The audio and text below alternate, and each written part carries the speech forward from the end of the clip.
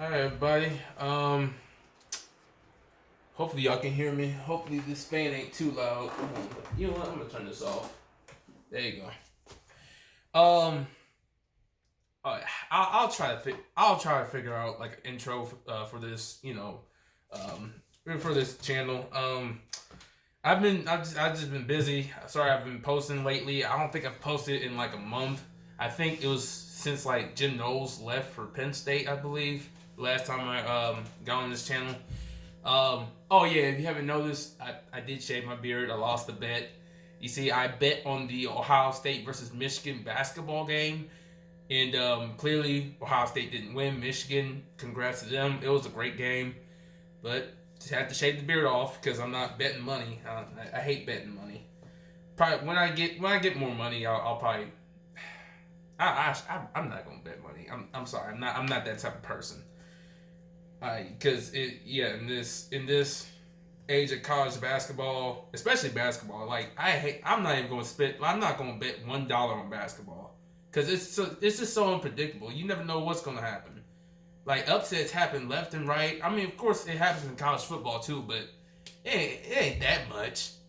It's not like literally every weekend upsets happen. It's like you'll see probably like 3 or 4 upsets in one year in college football, but like in basketball, it happens frequently. Like literally, like there's 3 games each week, so I'm not keeping up with that.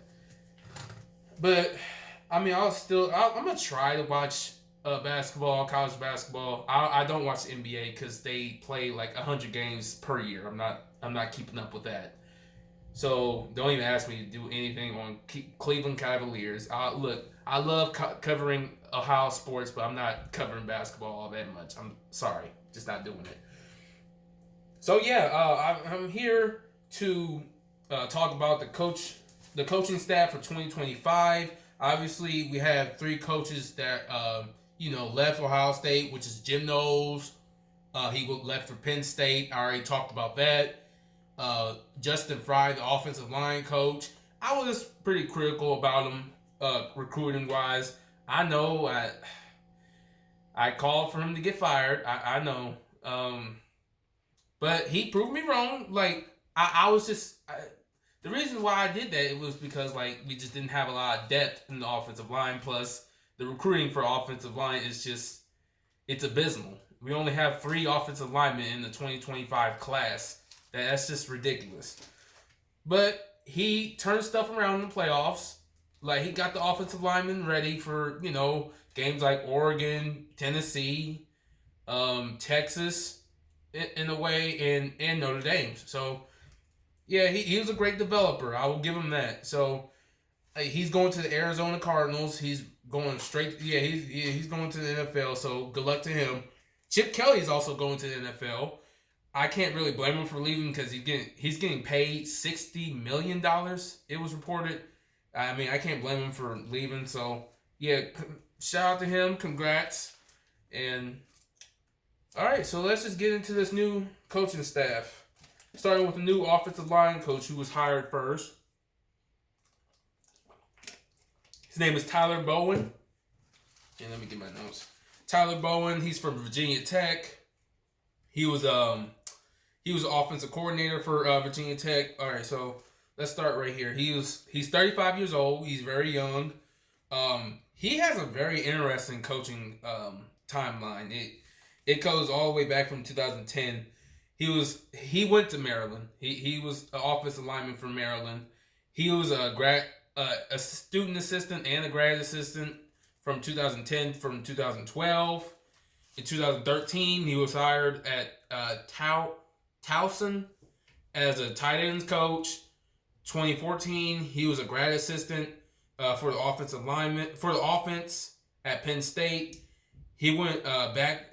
He went to Fordham between 2015 2016 as an offensive coordinator plus an offensive line coach. So he has some experience coaching the offensive line through 2018 through 2020. He went back to Penn State as a recruiting coordinator, and he was a great coordinator. I'll give him that. Yeah, so that's already an upgrade from Justin Fry. And no disrespect to Justin Fry, he's a great developer, but he was a terrible coordinator. So yeah, he was a recruiting coordinator, a tight ends coach, and co-offensive coordinator for Penn State. And he coached under Urban Meyer. Yeah, he coached under Urban Meyer when Urban Meyer was the head coach at Jacksonville. Obviously, they were not very good, so that only lasted like a year. He became the offensive coordinator, tight ends coach, and the quarterback coach at Virginia Tech in 2022 to 2024. So he was a decent. I mean, yeah, these Virginia Tech fans were saying like he's been very decent, not very elite offensive coordinator. Um, he's a very. I've seen some tape like mic'd up tapes. Like if you go to YouTube, just type in Tyler Bowen. Like you will see some mic'd up tapes of him at Virginia Tech. Obviously, he's a very relatable guy. He's probably that one coach that really gets you motivated to come to practice. Like he's very. I mean, again, like I said, he's very young. He's very, I would say, inspiring. Probably, I would say that word. He's very motivating, and yeah, I think this is a good hire. I think it's a great hire. He and like I said earlier, he's a great recruiter. He recruited Olu Fashanu from Penn State. I think he went the first round, I believe, in last year's NFL draft. He was a great offensive lineman for Penn State in 2023. He also recruited Tyler Warren, the elite tight end at Penn State. Now, not now. He declared for the draft. Let's see where he gets drafted, but yeah, he was a great tight end for Penn State this year. So yeah, that's already an upgrade again. Oh, and oh yeah, adding to that, Ryan Day also brings in two power power four offensive line coaches right now as analysts. As analysts, so you can already tell Ryan Day is going all out to get this offensive line to be in an elite group this year, and it could be. Because think about it, right here, Charlie Dickey. Hopefully, I'm saying that right. He coached at Arizona, Washington, Utah, Kansas State, Oklahoma State, and he's been coaching for 32 years. And now he's going to be an analyst. Like, I've never heard of this. You turned a former offensive line coach at a lot of, well, he's been going all around the country in the Power Four, and now you're turning him into an analyst. That tells you right there that Ryan Day is going all out. And also Marcus Johnson, he's coached at Purdue, Duke, Mississippi State, Mizzou, and he has like 8 years of experience. And like this should be like significant help for Tyler Bowen. Like this should really give him like great assistance. And I believe this, if these guys are developed right, this offensive line for Ohio State can be very elite this year. And it has a lot more depth, like especially in interior. Guys like Luke Montgomery, got Tegra, I forgot his last. Teshabola, I think that's his last name. Austin Saraville, number 67. You have Carson Heinzman. Hopefully I'm saying that right. 75. He's a offensive guard. You can put him at center. So, and a lot of other guys. Like, we have a lot of depth now in the offensive line. And we can get more depth in the spring portal. So, hopefully, we bring some more offensive linemen in for depth-wise. Let's see how these offensive tackles do from the transfer portal. We got this one guy. He's like 6'7", I believe, 6'7", 334. Wait, no, 345 pounds, I believe. He's from Rice. He's from Rice. He's a very big dude. I can't really think of his name now, but he's a very big dude. There's one guy from Minnesota. I forgot. I'm not really familiar with his name, but he's an Ohio kid, and he's coming from Minnesota. he was a start. He wasn't like the starter right away. Like he from from Minnesota. He started like I believe 6 games. I read. He went in mid-season due to an injury, and he's been pretty decent for Minnesota. So let's see what he does at Ohio State. Let's see if he even gets the job because he's competing with like a very elite offensive line group in this Ohio State offensive line room. All right, so we have Brian Hartline as new offensive coordinator. This is well deserved, but I'm still, I'm not gonna hold my breath. I'm just gonna wait and see what happens with this.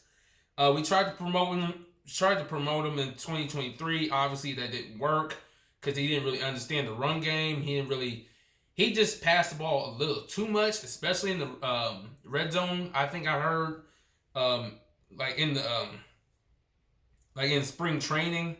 So Ryan Day just took over play calling in that season. And Keaton Bailey, the tight ends coach at Ohio State right now, he's going to be the co-offensive coordinator.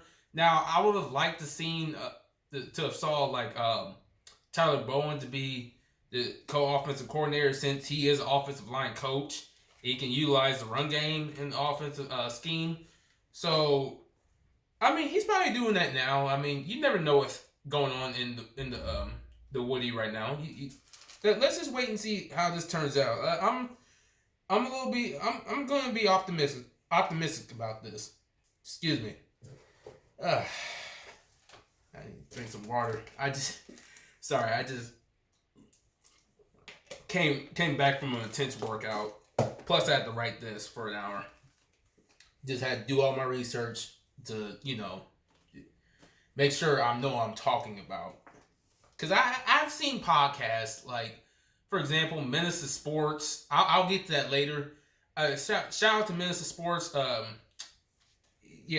guys at Menace to Sports, that's a very good podcast. I highly recommend you guys check it out. And, all right. Oh, yeah. Matt Patricia is a new defensive coordinator. Now, this is very controversial. I never really knew about Matt Patricia until now. Until, like, I don't know, 2 weeks ago when he got hired. So, he's a well-known NFL coach. And sometimes for the wrong reasons to be well-known for. So, he coached under Bill Belichick at New England from 2012 to 2017. Won 3 Super Bowls. I mean, that's a pretty good resume. But after that, he became the head coach for the Detroit Lions. He was not a very good head coach, and he went 13-29-1 in his first 2.5 years there. So yeah, not very pleasant, not very. Also, he was not really a likable guy due to reports and all these other people on the internet just, tweeting out stuff. And I heard that the players and coaching staff were, like, celebrating when he got fired from Detroit. So, like, okay, I mean, is he a changed man? Like, I've seen some interviews of him at Detroit, and, like, man, this guy. Hopefully he's a changed man. Because look, I'm willing to give him a second chance. Let's see how this goes. Ryan Day. Hopefully Ryan Day hired him for a reason. Hopefully this is not. I highly doubt this is like a just a sympathy hire, if you want to call it that, or just a desperate hire, if you want to call it that also. So yeah, hopefully it's not that, and Ryan Day really saw something in Matt Patricia to hire him, to give him a second chance. And also, Matt Patricia, in 1996, he has like a felony. Well, it should be a felony. He committed a crime of like sexual assault or something like that. I know. It Like, is that good on his resume? No, absolutely not. I don't support, I don't support people that sexually assault other people. I don't support that at all. But I mean, coaches. I'm not. This is not me excusing anybody, but coaches do this all the time. Like, look, really, yeah, we're just gonna have to move on from it. Now, I'm not. This is not me. Defending him. I'm not defending him, but I'm just gonna give him a second chance. Oh, and Tim Walton, the secondary coach at Ohio State, he's gonna be the co-defensive coordinator. So I like that. I like Tim Walton. He's very relatable. Like this is a great move to keep Tim Walton. I really want to keep. I really want us to keep Tim Walton because you can tell the players love him. I've seen some Instagram posts about him like reading poems before games to the players. It's very motivating. I really like Tim Walton. He's a really good guy, really good coach. Matt Guerrieri, hopefully I'm saying that right. He's a pass game coordinator now. He's a safeties coach as well. So let's see how this does. Let's see how this goes. So yeah, there you have it. The new offensive staff for Ohio State. Let's see how this goes. Hopefully, I'm gonna trust Ryan Day on this. Since he is a national champion coach. But I mean, there's one thing he has proved to me. To really shut me up and all these other Ohio State fans up. Just beat this one team. Just beat this one team for me next year. I'll be happy. And y'all know what team I'm talking about. There you go. I'm not gonna say the name, but yeah. Would I go as far as to say this is an elite offensive, or excuse me, an elite coaching staff? That has yet to be seen. I'm not gonna hold my breath. I'm not gonna get all juiced up and excited. Oh, speaking of Matt Patricia, of course, a lot of fans don't like it. A lot of these Michigan fans are just happy, like, yes, hire him, please hire him. All right. But if he does great, keep the same energy. I can't really blame him because a lot of these Michigan fans are Detroit Lions fans as well. So, because obviously Detroit is in Michigan, and a lot of these Michigan fans love the Lions, and they just hated Matt Patricia's guts, and they love this hire for us. So, hopefully Matt Patricia can prove these guys wrong and just shut these guys up, because I'm tired of these Michigan fans. They're just getting on my nerves on this internet. What was I about to say? I wrote so much. I wrote so much on this notepad right here. And I got a lot of stuff to do, so I'm not really gonna be on here too long. Is that it? Yeah. Other than that, I hope I'll trust Ryan Day on this. Hopefully, he's making the right decisions, especially in the offensive line. Offensive line coaching staff. I love it. I love it. This could be we can potentially be a great offensive line unit next year. Offensively, I think we're going to be pretty decent. Running back wise, yes. I believe this guy from West Virginia, I think his name is CJ Donaldson, and James Peoples. I watched him play last year. He's a pretty good running back. He reminds me of J.K. Dobbins. He says he could be running back one next year, or this coming up year. And C.J. Donaldson, yes, he's going to get some playing time. And Sam Williams-Dixon, I'm glad he came back from the transfer portal. We need that third back. We need somebody, he could be, I've seen him play before, in the spring game. He's pretty good. And speaking of spring game, obviously we're not going to have it this year. We're going to have a spring showcase. I'll still tune into that, but I'm kind of sad we don't have a spring game. It's a common thing now. Texas, Steve Sarkisian, the coach for Texas, he called off the spring game, and I assume all these other programs are going to call off the spring game as well. It's kind of sad, but hey, I understand it. So Yeah, offensively, I think we're gonna be a decent unit.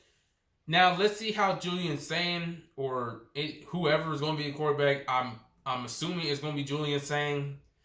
Um, he's like he just my problem with him is he has a great release. Like he's very accurate, but he just needs to just gain a little bit muscle, just gain a little muscle because he is a little bit small. Um, he's very fast as well. Yeah, I like he reminds me of he kind of reminds me of I hate to make this comparison, a smaller version of J.J. McCarthy from Michigan. He's very accurate, and plus he can run. He can run. So hopefully I'm accurate on that comparison. Yeah. So offensive line is probably gonna be elite. Hopefully the wide receivers. I mean that just speaks for themselves. They just speak for themselves. Tight ends. We add another tight end from the portal. His name is Max Clare from Purdue. He can potentially be the best tight end in the nation next year, hopefully. And yeah, because he's very fast. He's very elite. He's very elite. And defensively, obviously we're going to be very young in the secondary, but it's not like these guys that are young didn't play in significant moments last year. Like guys like Caden Curry and Kenyatta Jackson on the defensive line, like they played in critical moments. Oh, Caden McDonald, the defensive tackle for Ohio State. Yeah, he's like these guys played in critical moments. Edgercuson played in critical moments as well, like third downs, third and long, second and 10, whatever. Yeah, these guys played in critical moments and made plays. Arvell Reese is going to be a linebacker number 20 with Sonny Styles. He's coming back. CJ Hicks, he's a linebacker. He's probably going to be edge this year. He's played in critical moments. Like guys like Malik Harford in the safety, Lorenzo Styles, the nickelback, Igmanosin's coming back, and how a lot of fans feel about him. I know he grabs too much. Hopefully he gets that together, because I don't want to go through this next year. I just don't. And Jermaine Matthews, another corner we have. Aaron Scott, he's another corner. He's probably gonna rotate in a little bit along with Bryce West. I think he's a corner. Yeah, let's see how he rotates in. Jaden McClain, number 18, he's playing critical moments. You're gonna have some growing pains regardless, but still, these guys, you shouldn't have that much growing pains. Like these guys have played in critical moments. Like there's gonna be some leadership on defense this year. So yeah, Matt Patricia, he has a lot. He has the talent. Matt Patricia has the talent. Let's just see how he coordinates his defense along with Tim Walton. And Tim Walton, he should know a little bit of something because he's worked on the Jim Knowles. Like he'll probably put his opinions in, and especially Matt Guerrieri, who worked under Jim Knowles for a very long time. He's gonna put his input in, and let's see how Larry Johnson. I mean, obviously he had there was a beef going on behind the scenes between him and Jim Knowles, which could be a factor of Jim Knowles leaving, and let's see how Larry Johnson interacts with Matt Patricia. Hopefully they get along well. Like that's the key. That's the first key you want to have is all coordinators to get along with each other and have not really the same mindset, but understand each other a little bit. Because you want to be a unit. You want to be connected. You don't want to be spread out, separated. That's just you're not gonna have a great unit doing that. So yeah, that's all I have for now. So anyway, I'm optimistic. I'm gonna wait and see how this turns out. Anyway, love, peace, and as always, go Bucks.